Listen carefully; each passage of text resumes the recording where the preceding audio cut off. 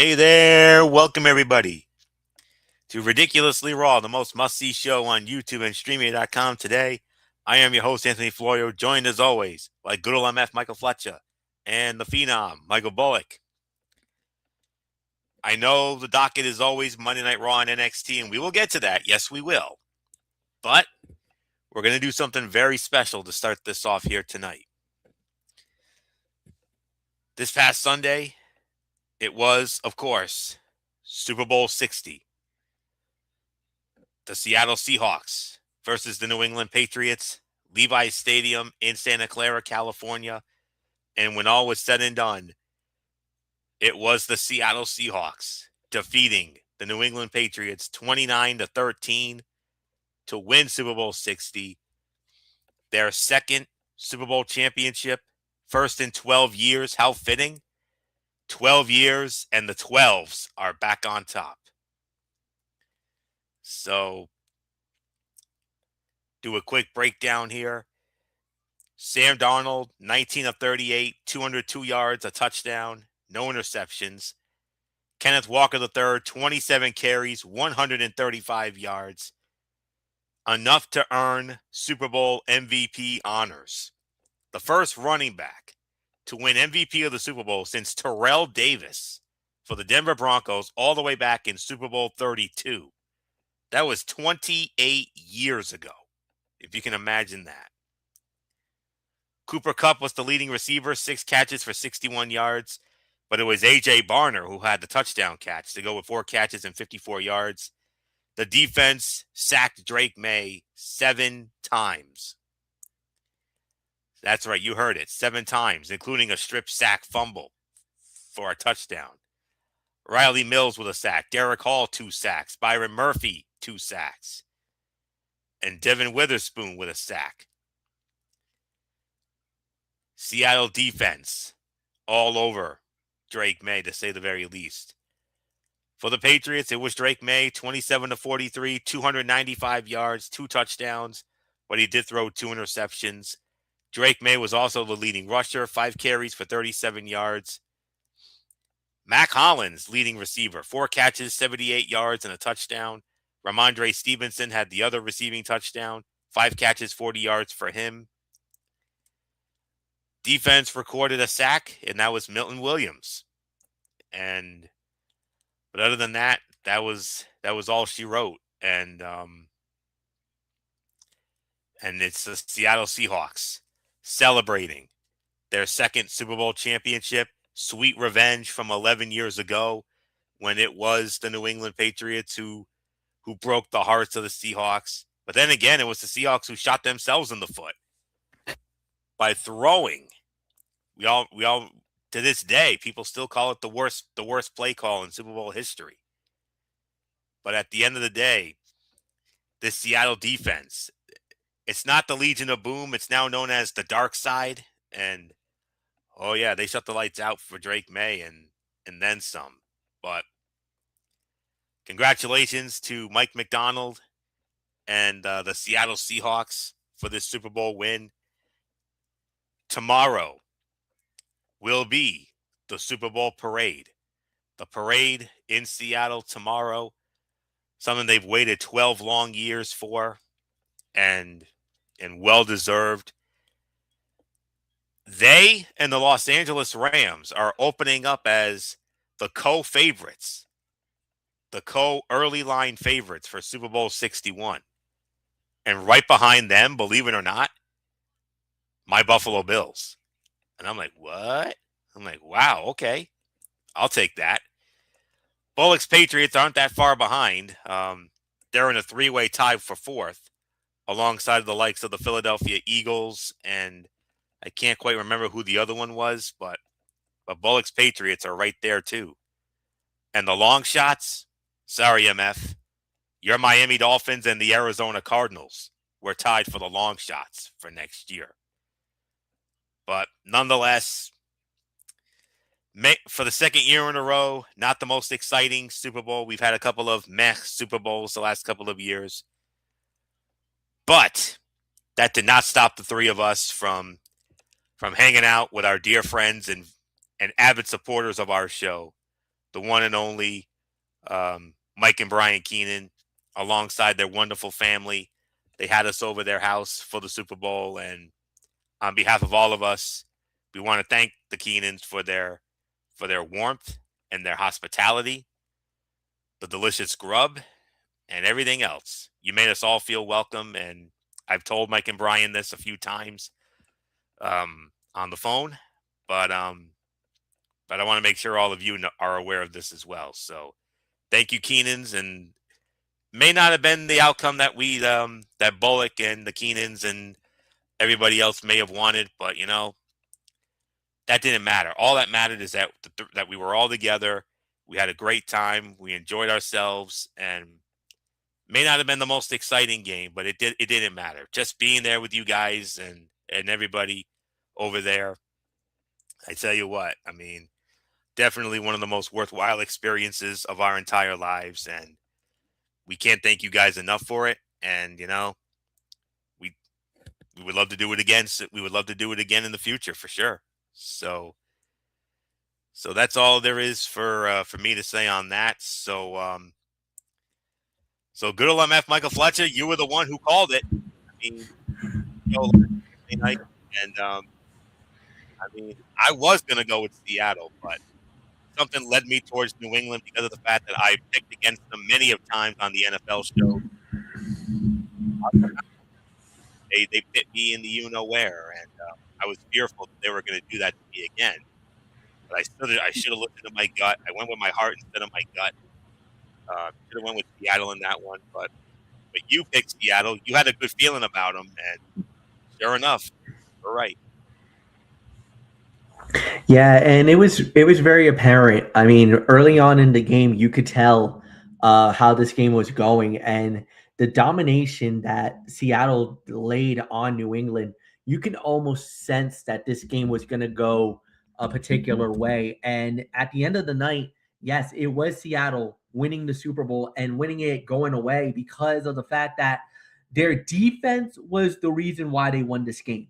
And I was even telling you, Anthony, and you, Michael Bullock, and even the Keenans during the game, is that you notice how Seattle was bringing the pressure, and the funny thing was that even bringing the front four, they were getting pressure on Drake May the whole night. The offensive line that was, I hate to say it, they were an Achilles heel. Nobody really knew about it, but you were watching it, Anthony. I was watching it. Michael Bullock was watching it. We all were saying it. The offensive line was the reason why New England lost this Super Bowl. The offensive line, especially the left side of that line, which is supposed to be Drake May's blind side, basically was non-existent. Because every time I was sensing it too. And you notice, Anthony, I was calling it. I saw a couple of guys creep up and I'm like, oh, this is a blitz. A blitz is coming. And sure enough, somebody shoots the gap and I'm like, oh boy. So it was basically Drake May's mental clock. He didn't feel comfortable at all. He threw the ball a lot more sooner than he wanted to throw. That's what led to the incomplete passes, because he was so psychologically damaged from Seattle's defense that there was nothing he could have done. Drake May, when he has a clean pocket, doesn't have to worry, can go through his progressions. That's exactly how May handles the whole situation.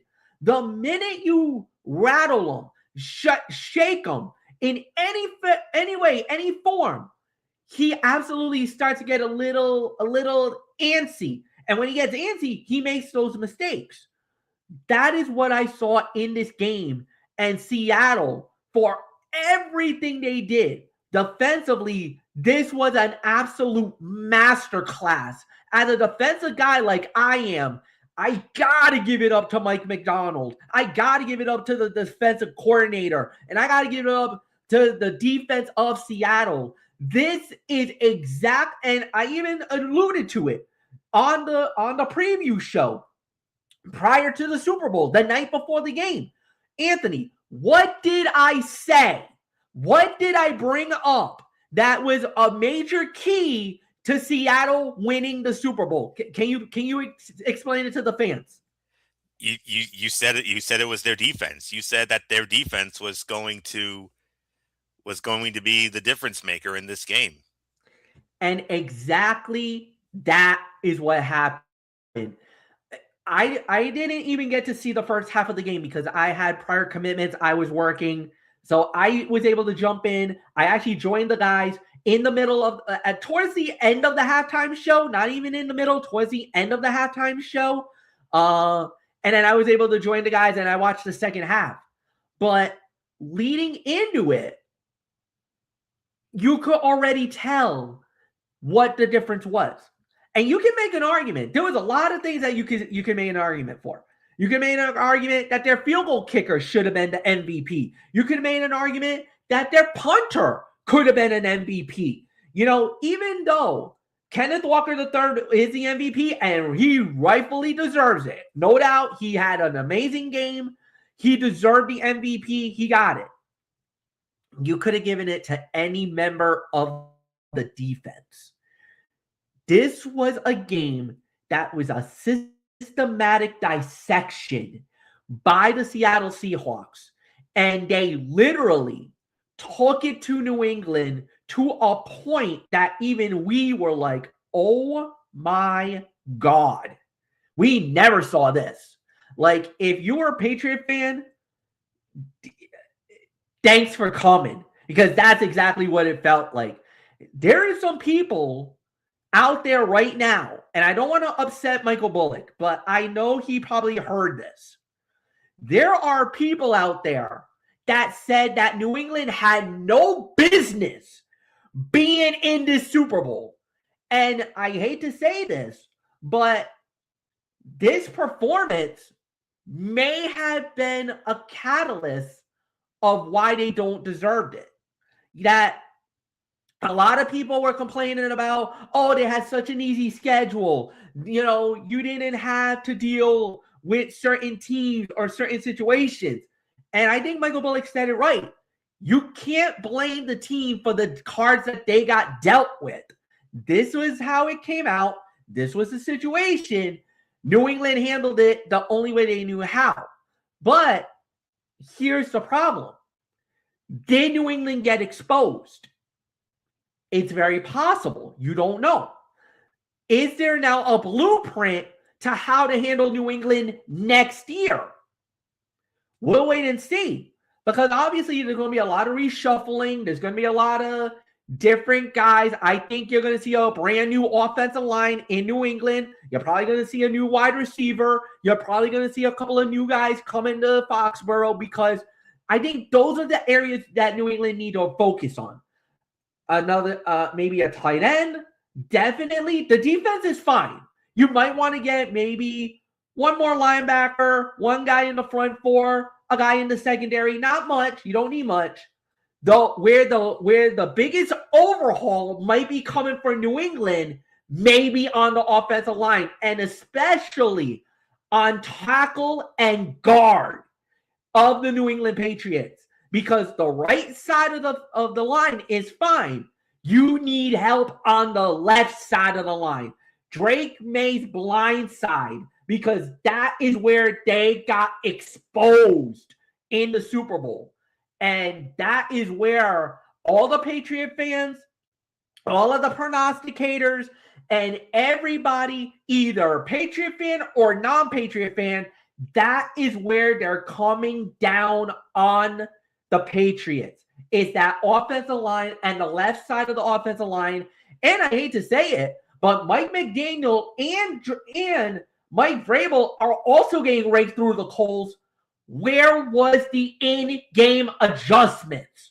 Why did you not bet? What were you thinking that you did not bail out of whatever your game plan was? There was a lot of reasons why you were absolutely getting your butts kicked, and this is the product you gave us in the Super Bowl, the biggest game of the year. And what was And what was the one thing, Fletch, that I said they needed to do to really tire out that defense? Go to the running game. Where? And what else did Why I? did they not? Yeah. Or And go what else up did I say? tempo. Up Exactly. tempo. Up tempo. Why did you not go up tempo? Yeah. I mean, that's also another reason why. That's again, that's the complaint about the in-game adjustments.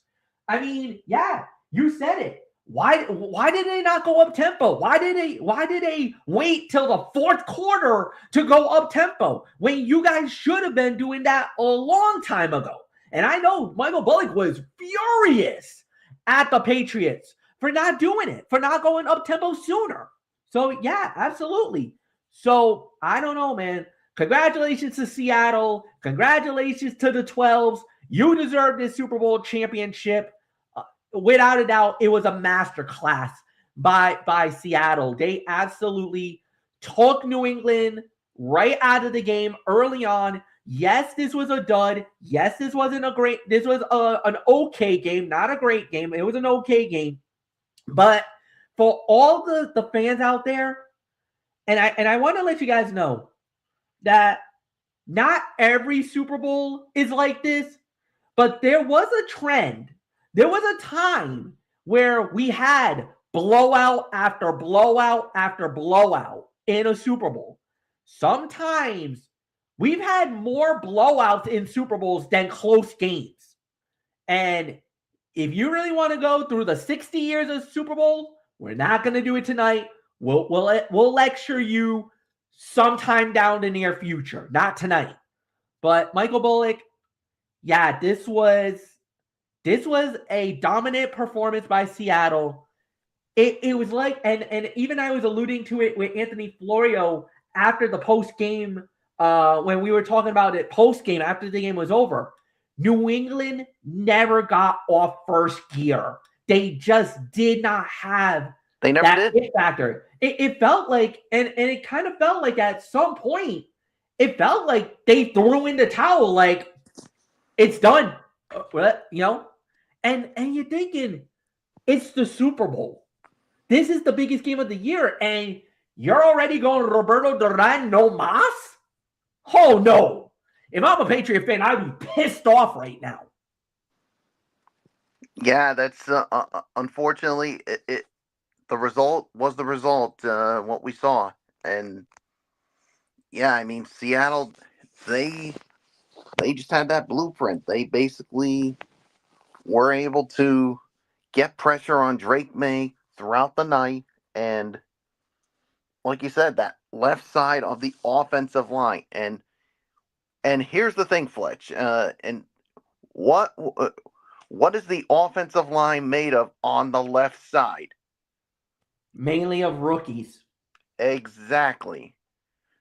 They decided, you know what, we're going to expose those two rookies, and you saw the end result. So, and that's why every time I saw that, I was like saying to myself, like I told you guys, why didn't they go up tempo, speed up the game, basically try to wear out this defense of the Seattle Seahawks? If they had done that, who knows what the end result would have been? I mean, yeah, they did get some touchdowns, the New England did, but it was literally game over. I mean, or as we like to call them, garbage time touchdowns. And yeah, the game was pretty much decided. And yeah, I mean, yeah, the Patriots are going to have to make some adjustments in the offseason. I mean, I think the defense is fine. Maybe get a linebacker or maybe even an edge rusher. I mean, there's really not much to improve upon but when it comes to the offense, that's a different story. Maybe improve that offensive line, especially on the left side. I mean, if they can do that, the right side of the offensive line is fine. The left side, that's where they got to improve upon. And then maybe get another receiver. I mean, yes, you got Diggs and the other guys who contributed, but maybe adding another one could really help out. So if they can do those things, they'll definitely be back.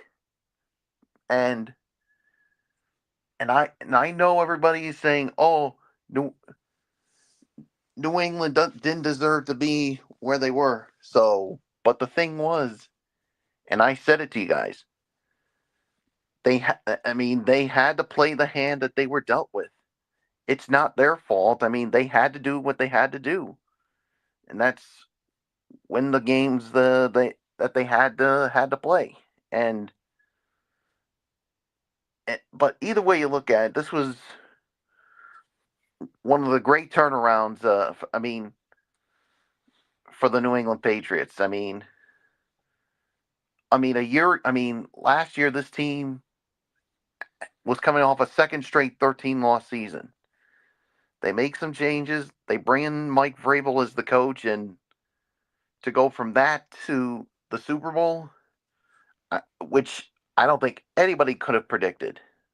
So, yeah, congratulations to the Seahawks. Congratulations to the 12s.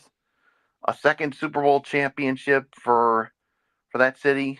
But for me, major props to the Patriots. Going into the season, guys, none of us thought. We knew the Patriots were going to be better. I just didn't think it would be to the point that they would be playing in the big game, which they did. And I'm proud of this team. The Patriot fans should be proud of this team. And if they can make some change, some changes, mostly offensively, they could be back here again next year. So again, congratulations to the Seahawks, but major props to the Patriots. You made this fan base really proud. After back-to-back 13-loss seasons, and to go from that to representing the AFC in the Super Bowl, you made the New England fans really proud. So nothing more to say. Floria, let's get into last night's Monday Night Raw. All right.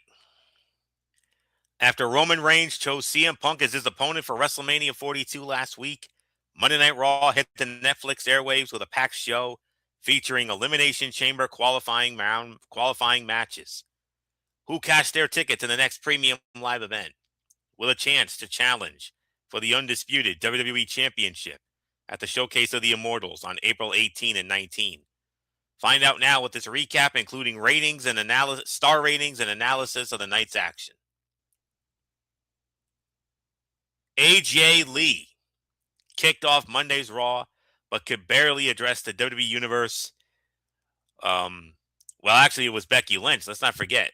The Women's Intercontinental Champion Becky Lynch started, and then she was interrupted by AJ Lee before she could barely address the WWE Universe. A back and forth ensued, with Lynch clearly breaking down and insisting on a one-on-one match.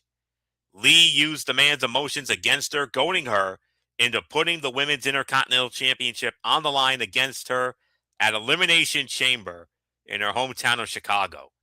Lynch warned Lee that if she thought that the man held her down before, she hadn't seen anything yet, and she then stomped off to close out the opening promo. How does one get what they want from someone with an enormous ego? Play to it, and Lee did just that, manipulating Becky and forcing her to defend her label as the greatest of all time by convincing her to put the IC title on the line in Chicago. The crowd ate it up, and the character work from both made this a big success. It is a shame the match will take place at the Elimination Chamber, PLE, because this is a legitimate main event worthy bout. But why do I get this feeling that we're going to get a clunky finish in Chicago, which I believe will then carry this over into WrestleMania?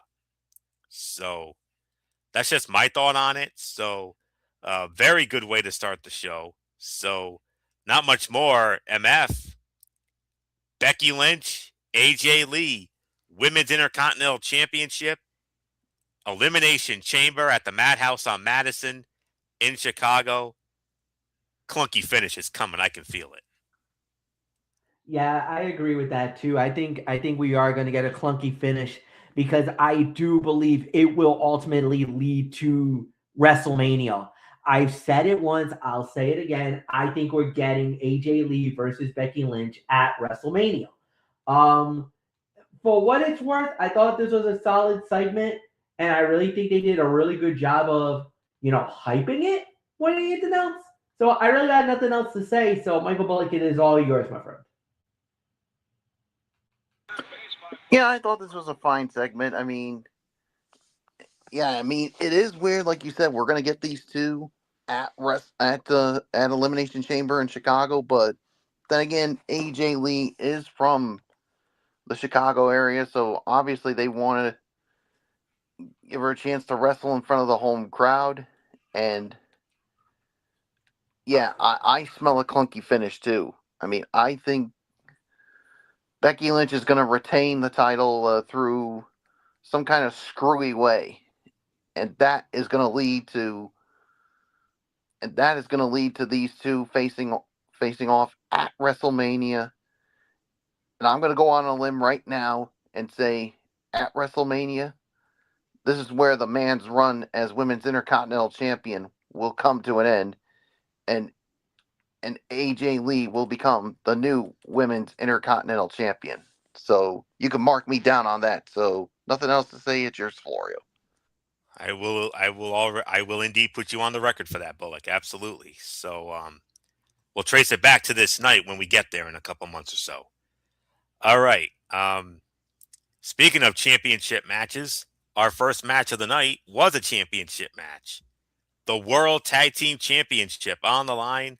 The champions, Jimmy and Jay, the Usos, defending the titles against Otis and Akira Tozawa of the Alpha Academy.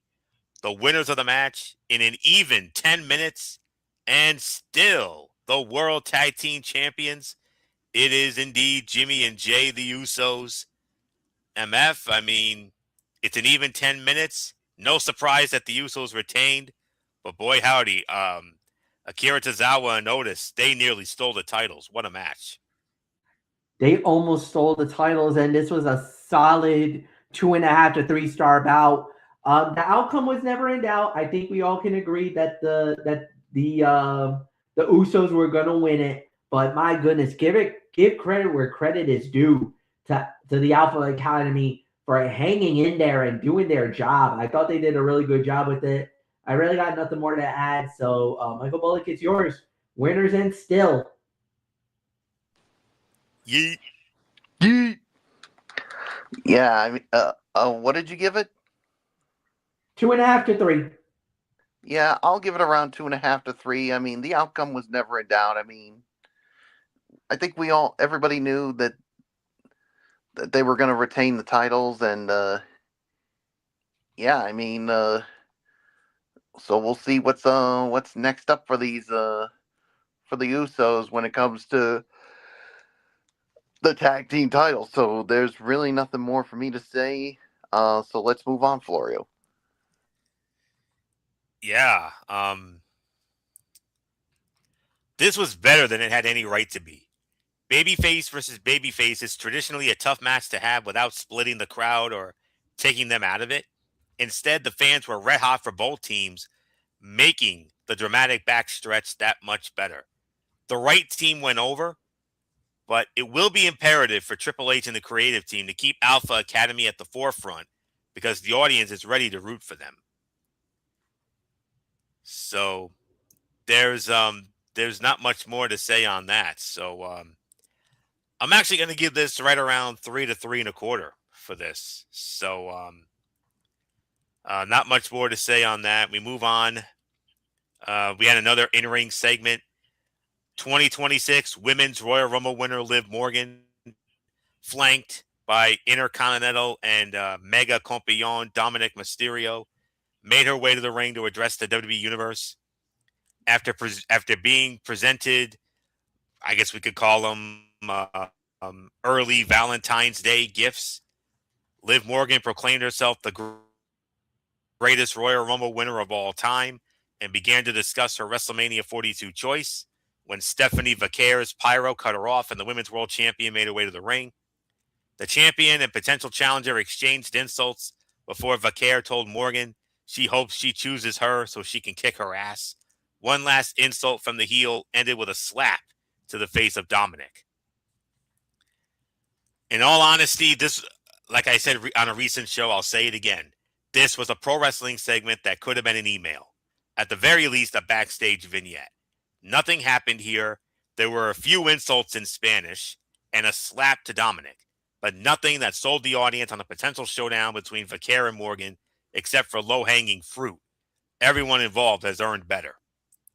So we're going to bypass this, and we're going to move on to our next matchup, which was, well, speaking of the women, this was the women's Elimination Chamber qualifying matchup. Rhea Ripley versus Lyra Valkyria versus Ivy Nile. The winner of the match, 9 minutes and 35 seconds, and qualifying for the Women's Elimination Chamber.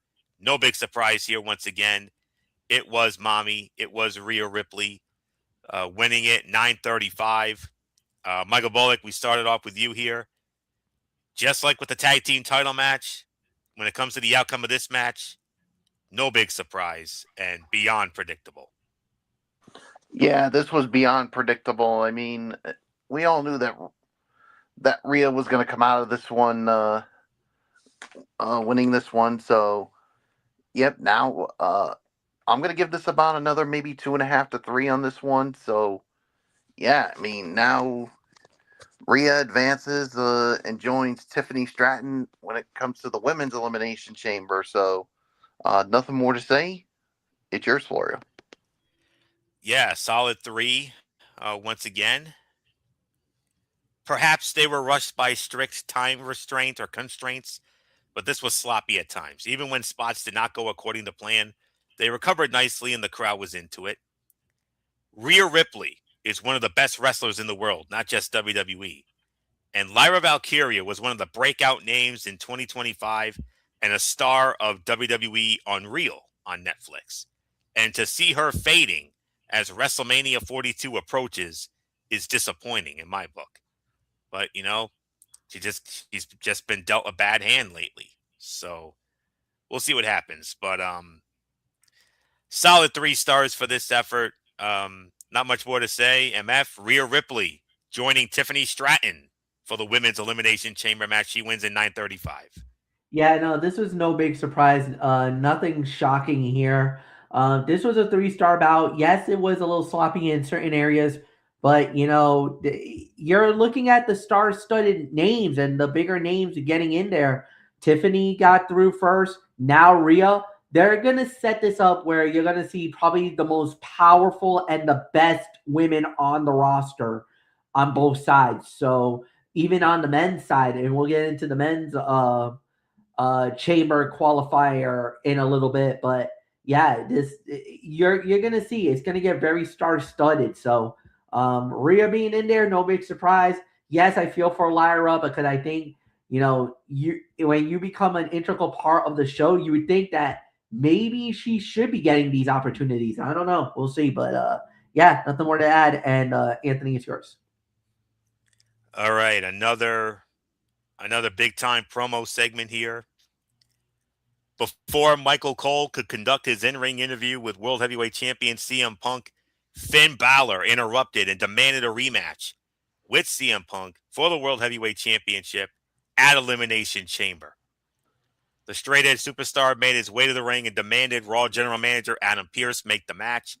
After hesitancy on the part of Adam Pearce, he finally relented and made the match official for Elimination Chamber in Chicago. With that business out of the way, Michael Cole simply asked CM Punk why he would jeopardize one of the biggest main events in WWE history against Roman Reigns at WrestleMania 42. The crowd, CM Punk said he shows up to fight anyone, anytime, any place, because the fans deserve it. Punk warned Reigns that he cannot do a damn thing to stop him from building what he is building, and promised that at WrestleMania, the ring announcer will proclaim and still World Heavyweight Champion CM Punk. CM Punk promised to be a fighting champion for the fans, and the result is a veteran competitor potentially spreading himself too thin, with Finn Balor and Roman Reigns targeting him in his title. It could and likely will prove costly, but he is going to go down according to his beliefs. That will endear him to fans, even as he prepares to fight the OTC on the grandest stage of them all. This story thread featuring Finn Balor is going to make him a monster babyface before all is said and done. He is rediscovering his confidence, which means it is only a matter of time before he tells the Judgment Day he does not need them, sparking a rivalry that could have WrestleMania implications. So another one of the segments of the night for sure. We only get into promo segments when they're meaningful. This is one of those rare ones. So just like with Becky and AJ at the start. So not much more. MF, CM Punk, Finn Balor, round 2. We did it in Balor's homeland of Ireland. Now we're going to sweet home Chicago, CM Punk's hometown this time around at the Chamber. Yeah, no, I think they did a fine job with it. I think this, and you could tell Adam Pearce didn't want to do it. He didn't want to jeopardize it, and it was Punk who's like, I want to do it. Give me the match. He wants to fight. He wants to talk this game. I want him. And Adam Pearce, against his fruitions, like, fine, I'll make the match. It's official. But get the heck out of here, both of yous. Pearce was not having a good night at that point. And trust me, the night was going to get a lot more rougher for Adam Pearce. So, no, but this was excellent. I really got nothing more to say. Michael Bullock, it is yours. Yeah, this was a good segment here. I mean, like you saw Adam Pearce, he was hesitant to make the match. At first he was like, he didn't want to, because it's almost like he was telling CM Punk, why would you jeopardize probably one of the biggest matches in WrestleMania history? CM Punk wants to be a fighting champion, and he's got some unfinished business with CM Punk. I mean, with Finn Balor, I should say. So it is official. We're getting these two, CM Punk, Finn Balor, for the World Heavyweight Championship. We went to Finn Balor's hometown. Finn Balor, this time, you're going to CM Punk's hometown of Chicago, the IWC capital of the world. And yeah, that's going to be a pro CM Punk crowd, no doubt about it. So nothing more to say. And like you said, for Pearce, the night was only going to get worse for him. So nothing more to say. It's yours, Florio. Well, we don't really have cutouts much anymore, but in this case, we do. Natty versus Maxine Dupree, and the match ends and the fight ends via a double countout in 1.5 minutes. 1 minute and 30 seconds. Natty showed great aggression here. This incarnation of her character could be exactly what she needs to jump back into title contention and prominence in a loaded women's division. AJ Lee coming to the aid of Maxine made sense considering their history. That small link between the two paid dividends here, and is something the creative team got away from for a while. Going back to that would immediately improve the product. Becky Lynch versus AJ Lee is the WrestleMania direction, seems like the WrestleMania direction. But considering that match is now on for Elimination Chamber, could a possible fatal 4-way be in store at the show of shows? Becky, AJ, Maxine, Natty. Could we get that at Mania? The classic get everybody on the card here.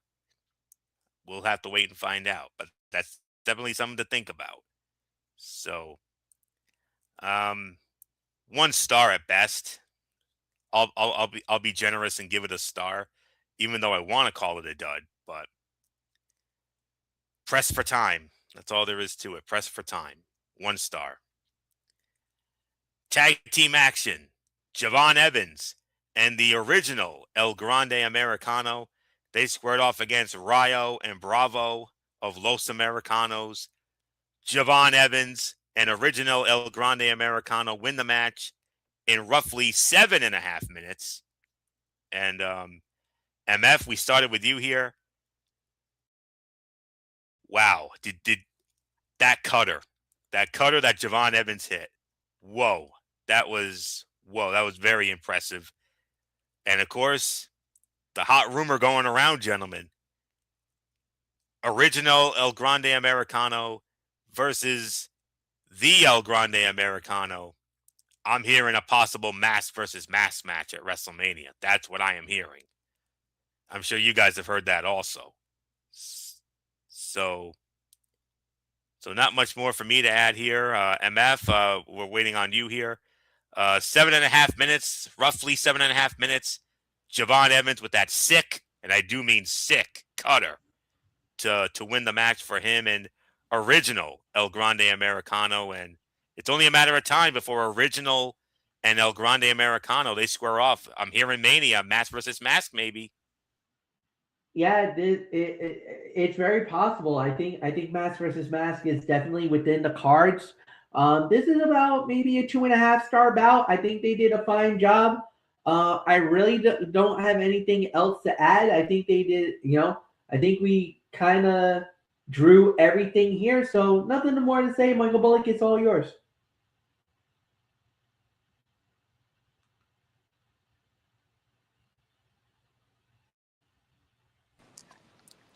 Yeah, I'll give this about 2.5 stars as well. I mean,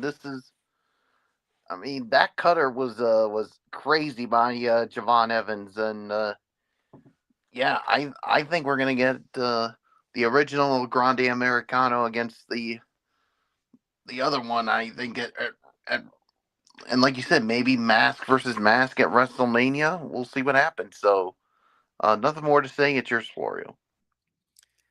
2.5 stars. The action was plentiful and the match was fun. Even if the majority of the attention at this point is being paid to the war between the Americanos, Javon Evans is such a star that it is almost unfathomable NXT to not manage to do even more with him than it did. How he never held the NXT championship is absolutely mind-boggling. But it is what it is. So 2.5 stars for that.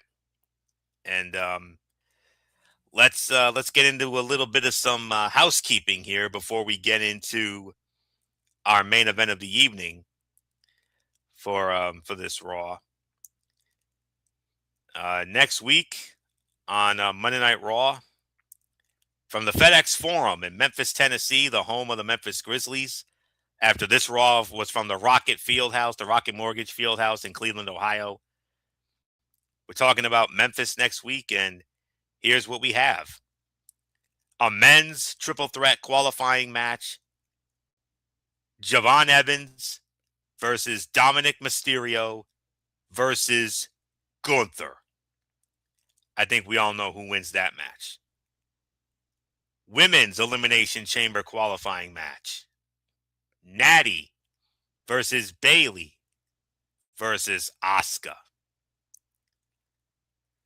And they also confirmed AJ Lee will be at the FedEx Forum in Memphis next week. So with that, let's get into our main event of the evening, the men's Elimination Chamber qualifying match. Penta versus LA Knight versus Austin Theory, who had Paul Heyman in his corner. And the winner of the match, 13 minutes and 35 seconds, and joining Randy Orton inside the men's Elimination Chamber. It's his game with everybody saying L.A. Knight. Yeah. Yeah. So L.A. Knight wins it 13-35. I believe MF starts this off. So MF, your thoughts on the main event? L.A. Knight wins it 13-35. He joins your boy Randy Orton in the chamber. Yeah, this is a solid matchup, a good main event. 3 to 3.5 stars. At the end of the day, the right man won. And yes, there was a little bit of some chicanery. You had a little bit of the interference by, that masked individual.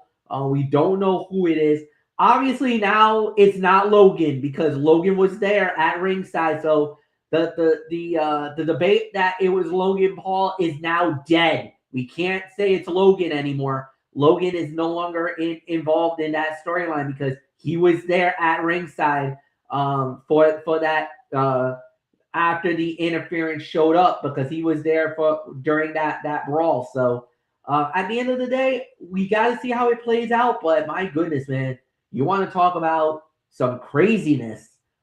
It just got very interesting. We'll say that. So yeah, nothing more to say. And Michael Bullock, like I said, 3 to 3.5 stars. Fight of the night. It's all yours, my friend. Yeah, 3.5. Definitely the fight of the night, hands down. And yeah, I mean, it was what we expected. I mean, LA Knight to win this one, but yeah, once again, it was thanks to that master individual. We know it's not Logan Paul because, like you said, he was at ringside. But remember what you guys said when I said it originally was Seth Rollins? Remember when I said that? Maybe it's not him because remember, they were talking about maybe a possible Seth Rollins and Braun Breaker at WrestleMania, but as you guys heard, Braun Breaker's out of action. He had hernia surgery, and I found out about it during the Super Bowl. And as soon as I saw that, I'm like, what? And from what I heard, how he aggravated it, it was from that moment when he lifted the that. Remember that the beginning of Raw when he lifted that announce table? Absolutely. They say that's how he did it. Yeah, I heard that too. And yeah, and from what I heard earlier tonight, they said he could be out of action for up to 6 months. So you know what that means, guys. He's out of WrestleMania. Yeah, and For all it's a intents and damn purposes, he could be out of SummerSlam too. and it's a damn shame. I mean, I mean, we were all thinking he was going to get a big time match at WrestleMania, but now it's not going to happen now, thanks to this. So I'm interested to see where they go with this whole masked man thing. Now that it looks like Breaker is out of WrestleMania, so nothing else for me to say. It's yours, Florio. By default, it was the fight of the night, 3.5 stars. Austin Theory's 2023 Elimination Chamber win feels like another lifetime, given where his character has gone since then. This was overbooked and messy, but it continued the story involving the Vision and the mystery assailant while giving LA Knight a signature win to add to his resume.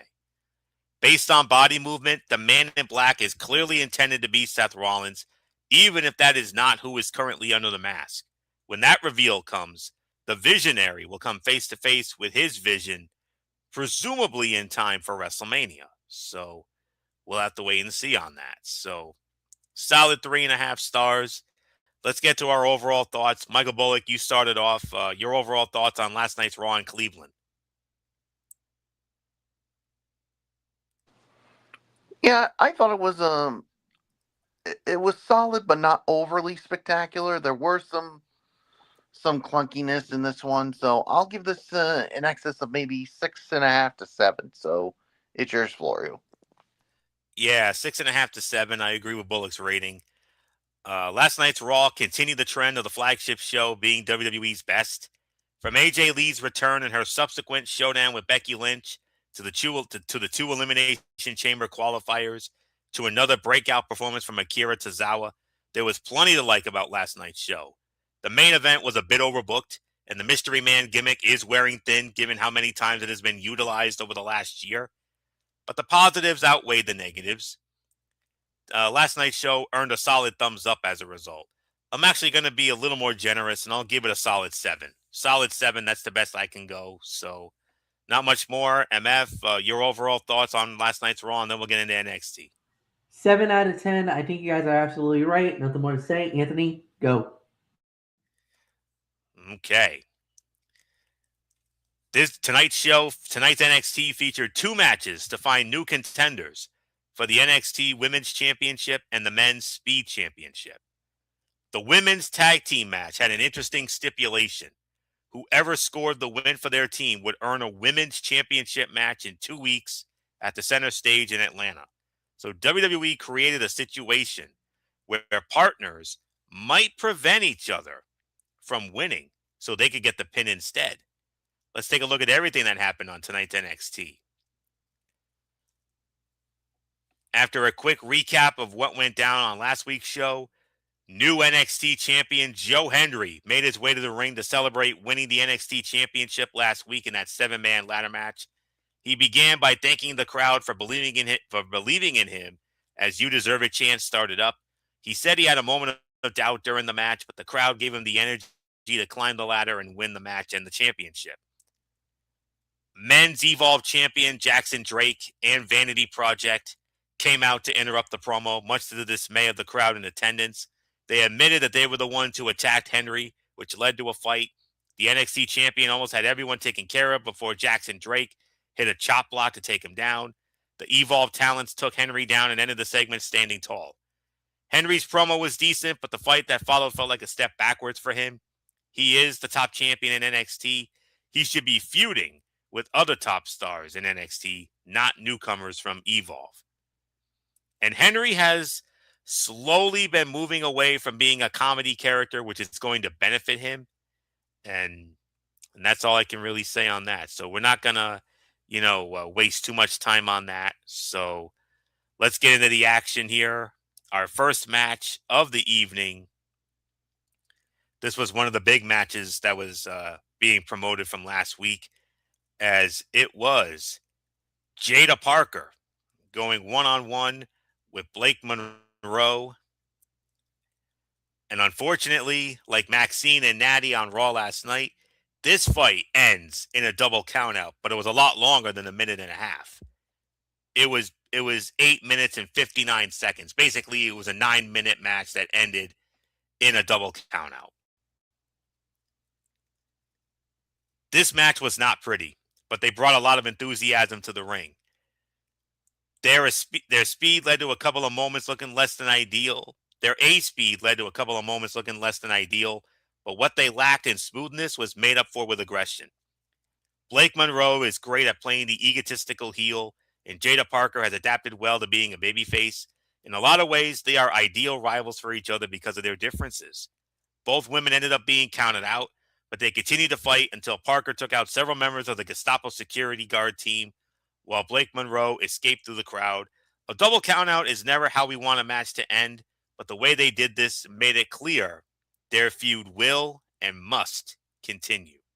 So, I could give this 2.5, teetering on 3. So, not much more. MF, Blake Monroe, Jada Parker, a 9-minute double countout. The feud must continue. Feud must continue, and the thing is, this is turning into one of the must-see feuds in NXT, because I love Blake Monroe. I am loving Jada Parker right now. So this is working. This is absolutely working. I think we kind of feel like we got a diamond in the rough here type thing. So this is gonna turn out fine. Yes, it's a 2.5-star match. Yes, I'm disappointed that it was a double countout, but I don't mind it. This is one of those necessary countouts. So Michael Bullock, look, I know we don't like double countouts or anything like that, but this feels like the feud must continue. And with these two Hellcats going at it, good luck. Yeah, I'll give this 2.5 stars. I mean, even though it was a double countout, but it obviously shows that this feud must continue. I mean, with everything that's going down with them. So, yeah, so 2.5 stars. Let's move on, Florio. All right. Men's speed tournament match. It was Josh Briggs squaring off against Eli Knight. Eli Knight wins the match in 2 minutes and 5 seconds. This was too short to be much of anything, but the way it ended was pretty cool. The speed champion, Jasper Troy, ended up attacking Eli Knight and the man that he will face, Elio LaFleur, after the match and took them both out. Eli Knight and Elio LaFleur will fight for a shot at Jasper Troy in the speed championship next week. So having them get taken out by the champion so easily seemed like an odd choice. So if I had to put a rating on it, it would be right around the 1.5 to 2 spot. So not much more to say. Then we had another promo segment here. Dark State, they gave a promo. Dion Lennox promised to go after Joe Henry and the NXT Championship before Cutler James focused on Tony D'Angelo. The tag team champions, Osiris Griffin and Saquon Sugars, spoke about the culling coming after the tag titles. Speaking of the culling, Sean Spears and Nico Vance appeared in the crowd and said they would win the belts before the lights dropped. And then OTM, Bronco Nima and Lucien Price showed up when the lights came back on and said they should already be the champions. And then the former champions, Hank and Tank, also came out to express their desire for a title shot.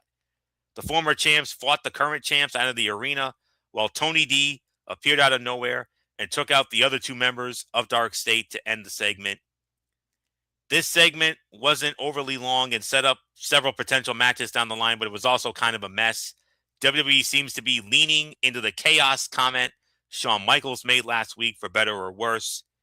Long story short, it was something that I'm getting a little bit sick and tired of nowadays, and that is the revolving door segment. And that's exactly what this was, a revolving door segment. So not much more to add on to that. So, well, that opening promo earlier actually led in to a rare NXT championship match on free television, and we got one here. Joe Henry, in his first defense of the NXT championship, he defended against the men's Evolve champion, Jackson Drake. He had Ricky Smokes and Brad Baylor of the Vanity Project in his corner. Winner of the match in 11 minutes and 13 seconds, and still the NXT champion. It is Joe Henry. I want to say MF starts this off because I know we skipped over a lot of things, trying to find relevant things. I think this is only the second relevant thing we had here, other than the Jada and Blake match. So, yeah, it is MF. So, Yeah. All right. So, MF, Joe Henry, no big surprise, still the NXT champion, defeating Jackson Drake in 11 minutes and 13 seconds before being attacked by the former champion, Ricky Saints, after the match was over. Yeah, and this is by default the fight of the night, even though there wasn't really anything amazing about it. I'm gonna give this about, I want to say more or less, I'll give this about 3 to 3.5 stars. Like I said, could have been better, but it is what it is. It was fine for what it was worth. Nothing more to say. And yeah, and Michael Bullock, it is yours. 3.5 stars. Fight of the night for me.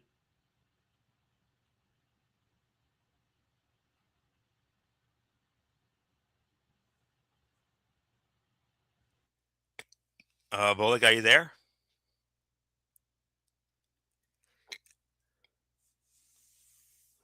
All right. I think we may have lost Bullock here. Oh, okay, we got him. Never mind.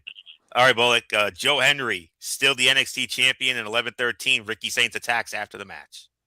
Yeah, I'm gonna give this about maybe 3.25 on this one. I mean, yeah, obviously Joe Henry, a successful first title defense for him, but it looks like his next challenger is gonna be a tough one in Ricky Saints. So we'll see what happens with that. So there's really nothing more for me to say. Yeah. Other than the shenanigans at ringside, this was a solid match that gave Joe Henry an easy first title defense while also giving Jackson Drake a chance to stand out in a singles bout. Henry won, but this was probably the best Jackson Drake has looked on NXT television. Ricky Saints attacked the champion while he was celebrating and posed with the title to end the segment. There's no question about it. Joe Henry and Ricky Saints might be the big money feud in NXT right now, even with the likes of Dion Lennox and Tony D'Angelo in the waiting in the weeds, so to speak. So 3.25 for this one, absolutely. And then speaking of swipe right, Ricky Smokes and Brad Baylor, they went up against the former NXT Tag Team Champions, Hank and Tank, and the Vanity Project. Swipe right wins the match, 11 minutes and 21 seconds. Michael Bullock, I mean, you talk about matches that were better than it had any right to be. This is definitely one of those matches. This was better than this had any right to be. What was the time of it? 11:21.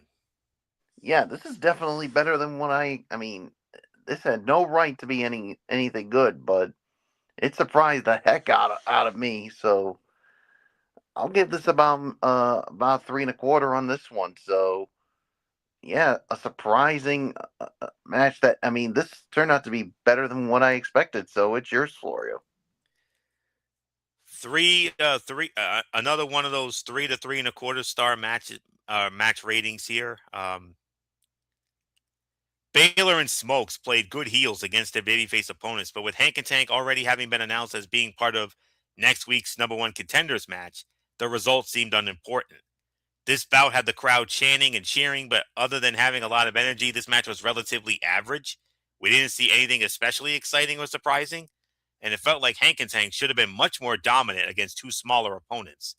The last couple of minutes picked up steam before Jackson Drake showed up to help Swipe Right cheat to get the win. And that's really all I can say on that. So another 3 to 3.25 star match. So MF, your thoughts here as Swipe Right defeats Hank and Tank in 11:21.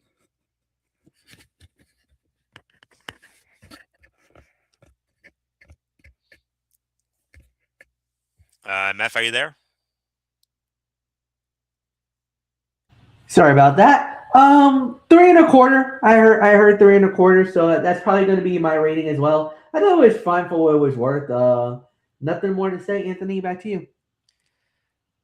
All right, next week we're let's quickly try to set the table for next week's edition of NXT, which will be the last one in the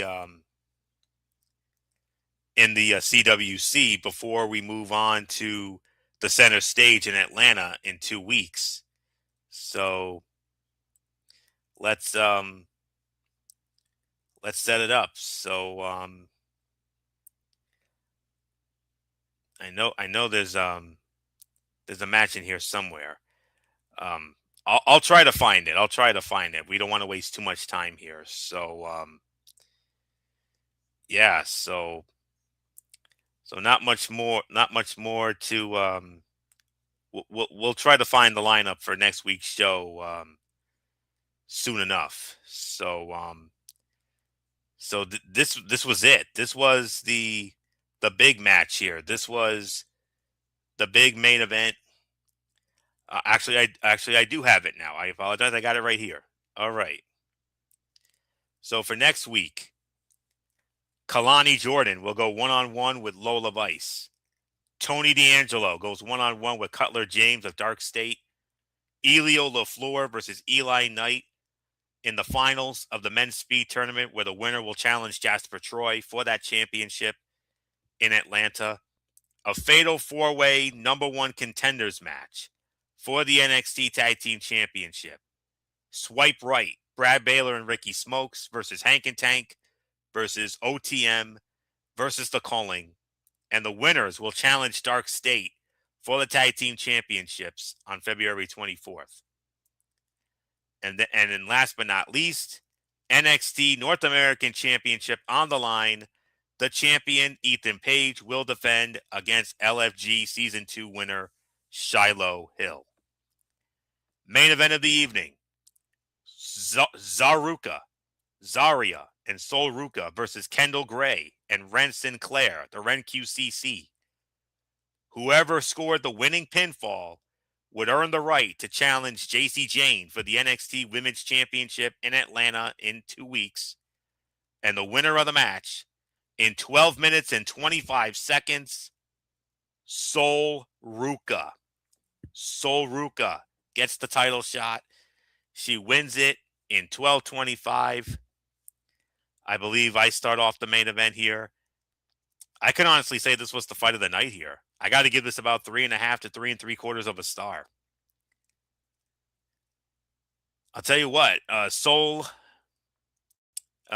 it was Kendall Gray and Sol Ruka. They started with a fast-paced exchange before Ren Sinclair tagged in for a double team effort.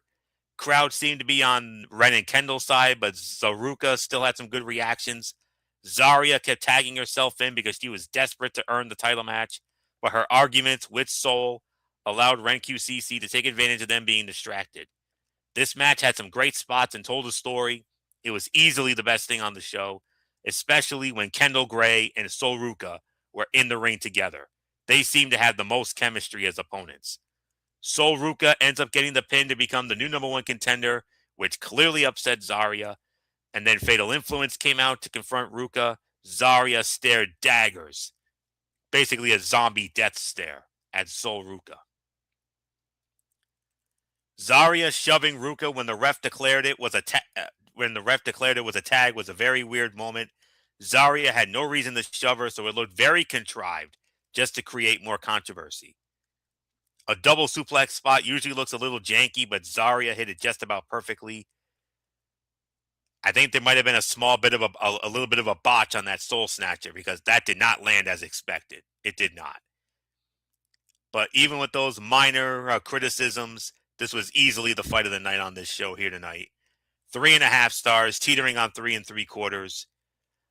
I'm honestly not surprised with the outcome. I thought Sol was going to win this, obviously to further the tension with Zaruka, and mission accomplished. Mission accomplished, HBK. Well done. Well played. I know there were some who were hoping that Kendall would have gotten another shot at it after coming so close at New Year's Eve last month, but it is what it is. So 3.5, teetering on 3 3/4. Not much more. MF. Sol Ruka wins the tag team match. She scores the winning fall in 12:25. She gets the golden ticket to the ATL at the center stage. Opportunity of a lifetime. She gets the golden shot at Jacy Jayne in the women's title. Yeah, no, that it is a 3 1/4, it's a 3.5 star match. Solid matchup, to say the very least. Happy that she gets it. She's one of the bright stars of NXT, no doubt about it. We'll have to wait and see how that plays out, but yeah, nothing more to add. So Bullock, quick thought, and then back to Florio. Yeah, 3 1/4, 3.5, the fight of the night, definitely. Sol Ruka got the pinfall, but yeah, you saw the look on Zarya's face. She was not happy about it and thinking that Sol Ruka stole her opportunity. And I'll tell you what, Sol Ruka may have the title shot, but I'm already going on the record of saying this, guys. Jacy Jayne is retaining. And you want any guesses why I think that's going to happen? Zarya. Yeah. I think Zarya is finally going to snap, and she is going to screw Sol Ruka over, and she's going to beat the living daylights out of her for not only costing her a chance at the title, but literally stealing the spotlight from her, because with everything Sol Ruka has done, look, she beat Bayley at Saturday night's main event. She was in the Women's Royal Rumble match. I think all those things are eating at Zarya, and I think the dam's gonna start overflowing at when Sol Ruka gets her opportunity, and Zarya's gonna screw her over. So, nothing more to say. Overall thoughts time. And I believe it's good old MF Michael Fletcher who starts this off. So MF, your thoughts on tonight's NXT? This one was okay. I kind of feel like 6 out of 10. I feel like it's a 6 out of 10. I thought they did a solid job. There wasn't really much out of that beyond that. So just 6 out of 10 for me. And Michael Bullock, I'll give it to you. Yeah, 6 out of 10 for me as well. So nothing more to say. You have the final say, Florio, before you give your quick preview of No Surrender. Yes, indeed. NXT is one of those shows that can fluctuate wildly in quality from week to week. Tonight's show was about as down the middle as it gets. The main event was the fight of the night, and so was Joe Henry versus Jackson Drake, but there wasn't a single match that actually stood out from the rest for any significant reason. This show did set up a few things for next week effectively, but as an episode that should be able to stand on its own, this fell short of the mark. With a handful of NXT regulars being called up recently, it feels like the brand is struggling to find its new identity without them, and hopefully that changes soon. So 6.5 for me. When it comes to TNA No Surrender, there's only 4 matches that have officially been announced. I fully expect there to be a lot more action to be added come Thursday night on TNA Impact, so on AMC. So I'll run down what we have so far announced. TNA No Surrender will take place this Friday night from the Pinnacle in Nashville, Tennessee, and it will air exclusively on TNA Plus. So if you have the TNA Plus app, like I do, you're all set to go. You're good to go. If you don't, well, what are you guys waiting on? 4 matches on the card, and here's the card as of right now. Channing Stacks Lorenzo will defend the TNA International Championship against Trey Miguel, and this will be Trey Miguel's Feast or Fired International title match. You remember they had the Feast or Fired a few weeks ago. Trey Miguel got a case, and his case contained the title shot for the International Championship. So he's cashing it in here.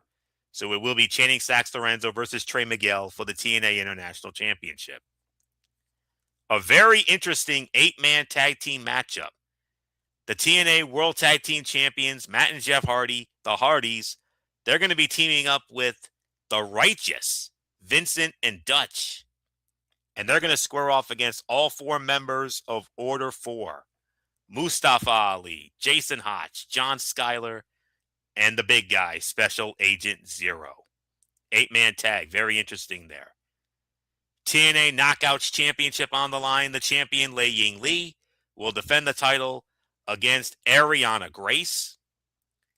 And in the main event of the evening, TNA World Heavyweight Champion Mike Santana teams up with X Division Champion Leon Slater, and they will square off against Call Your Shot Gauntlet winner Nick Nemeth and World Heavyweight Championship Feast or Fired case winner Eddie Edwards. Mike Santana, Leon Slater versus Eddie Edwards and Nick Nemeth. There's your main event of No Surrender.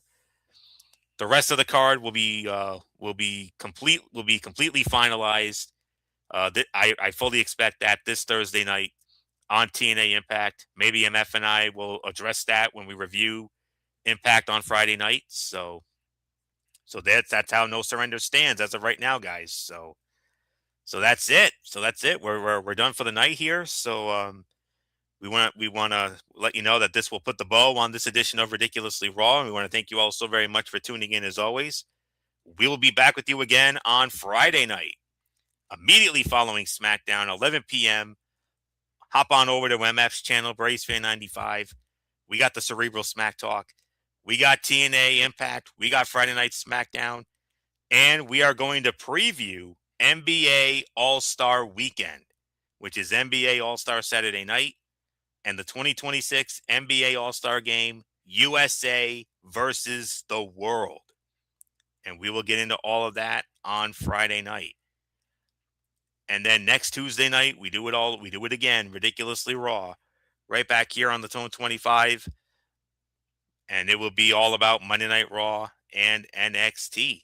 So So that's it. So until Friday night for the Cerebral Smack Talk over on the MF channel of Race Fan 95, this is Anthony Florio here for good old MF Michael Fletcher, for the Phenom Michael Bullock, and in spirit, always and forever, our First Lady of Talking Wrestling TXN, the one and only Twisted Angel Dee Woodson. You know the routine, everybody. Thumbs up. Talk to you later. Yeah. Throw it up Fortune Forest style.